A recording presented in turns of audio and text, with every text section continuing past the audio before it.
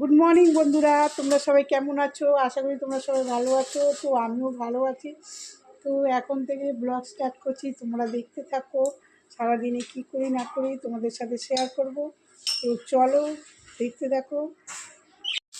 তো দেখো, সকালবেলার দিকেই তোমাদের দাদাভাইকে দিয়ে স্টার্ট করলাম। আর দেখো তোমাদের দাদাভাই এখন কাজ করছে, এখনও চা খাইনি, খাবে। চা বানাতে বসিয়েছি। এই যে চুনিয়া মুনিয়া বেরিয়ে গেছে বাইরে।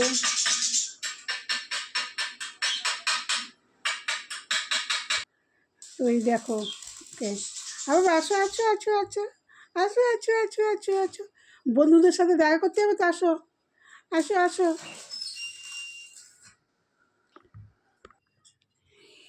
এই দেখো চা নিয়ে নিয়েছি, এখানে তিনজনের চা আছে। আমার আছে, তোমাদের দাদাভাইয়ের আছে, আর আমার মেয়ে আছে। মেয়ে কিন্তু চা খায় না। এই যে বিস্কুটটা দেখছো, এই বিস্কুটটার জন্য ও চাটা খাবে বলছে।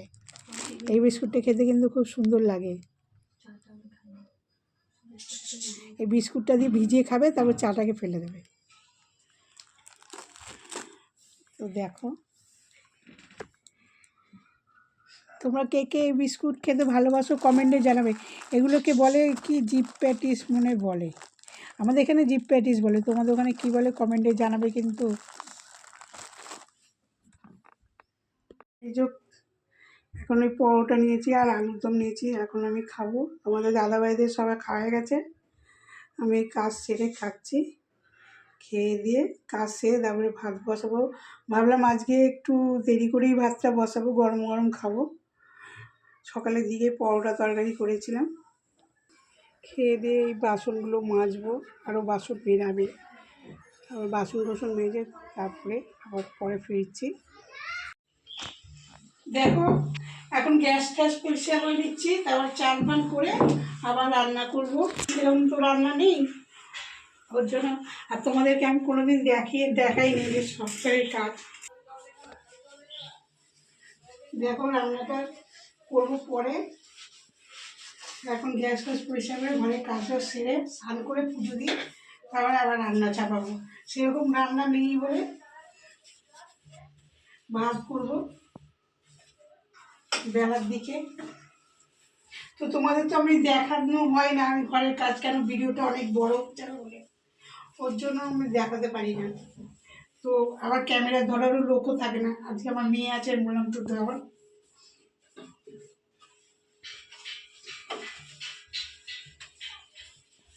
তো এই দেখো পকোড়া করছি, পকোড়াই বা বড়াই বলো, ভাত দিয়ে খাওয়ার জন্য। ক্যাপসিকাম আর পেঁয়াজ দিয়ে পকোড়া হচ্ছে। ভাতটা বসিয়েছি আর ভাতও হয়ে গেছে। এরকম ভাত হয়ে গেছে, সিম্পল রান্না। পকোড়া আর ভাত, গরম ভাত আর ঘি, পেঁয়াজ লঙ্কা দিয়ে ভাত খাবো, হেব্বি লাগে খেতে কিন্তু। তোমরাও খেয়ে দেখো, তোমাদেরও ভালো লাগবে। তো বন্ধুরা চলো, আমি একটু শ্রীরামপুরে যাচ্ছি, তোমাদেরকে দেখাবো আমি কোথায় যাচ্ছি। চলো টাটা। হ্যাঁ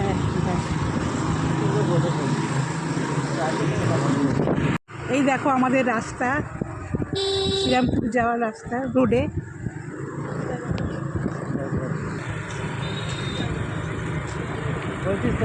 নেমে গেছি।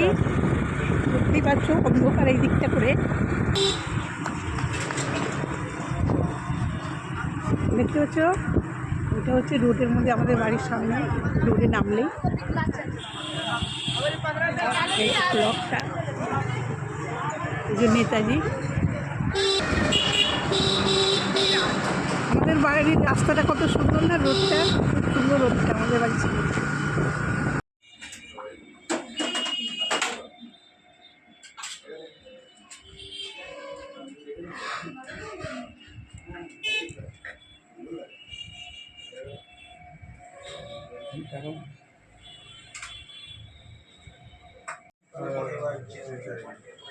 ঠিক আছে, যদি সময় থাকে মাপ নিলাম পরে একটা মাস তো। হ্যাঁ ঠিক আছে।